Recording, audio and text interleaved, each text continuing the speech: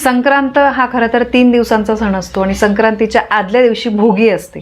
तर येत्या 13 जानेवारीला आहे भोगी। तर भोगीला आपल्या आयुष्यातलं दुःख कमी करण्यासाठी, संकट अडचणी कमी करण्यासाठी या दिवशी कुठल्या गोष्टी केल्या गेल्या पाहिजे, मुळात भोगी हा दिवस कसा साजरी करायचा आणि भोगी म्हणजे नक्की काय, ही संपूर्ण माहिती मी तुम्हाला आजच्या व्हिडिओमध्ये देणार आहे।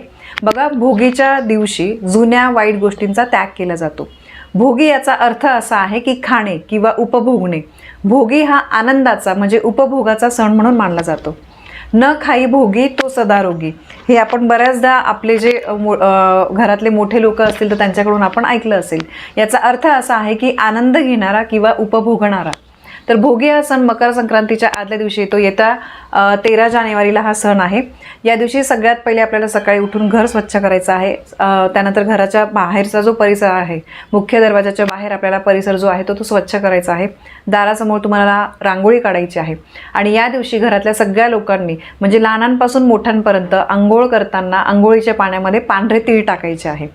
तर या दिवशी अंघोळीच्या पाण्यामध्ये पांढरे तीळ टाकल्यामुळे आपल्यातल्या ज्या वाईट गोष्टी आहे, काही नकारात्मक गोष्टींचा, वाईट गोष्टींचा आपल्यावर परिणाम झालेला असेल तर तो दूर होतो। तर बघा, भोगीच्या दिवशी संपूर्ण आपण महाराष्ट्रामध्ये तुम्ही ऐकलं असेल की आपण भोगीची भाजी खातो। म्हणजे ही मिक्स भाजी असते एक प्रकारची आणि यासोबत बाजरीच्या भाकरीमध्ये तीळ मिक्स करून बाजरीची भाकरी खाल्ली जाते।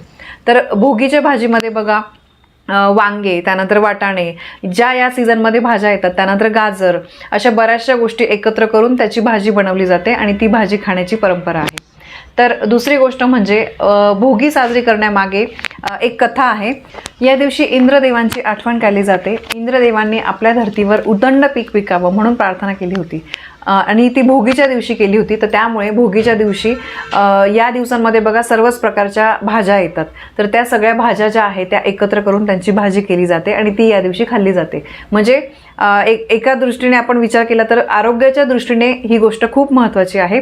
या दिवसामध्ये उपलब्ध असणारे शरीराला उष्णता वाढवणाऱ्या अनेक पदार्थांचा, भाज्यांचा समावेश करून ती भाजी बनवली जाते। तर हे त्यामागचं कारण आहे।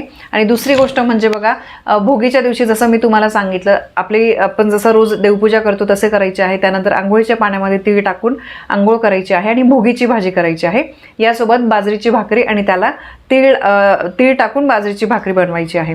तर अशा अगदी सोप्या पद्धतीने भोगीचा दिवस आपल्याला साजरी करायचा असतो। यानंतर दुसऱ्या दिवशी संक्रांत असते। तर संक्रांत आणि मग तिसऱ्या दिवशी किंक्रांत म्हणजे करीदिन आपण असं म्हणतो। तर मुळात संक्रांत हा असा 3 दिवसांचा सण आहे। हे तिघही दिवस अगदी साध्या सोप्या पद्धतीने आपल्याला साजरी करायचे आहे, पण खूप महत्त्वाचे हे दिवस असतात।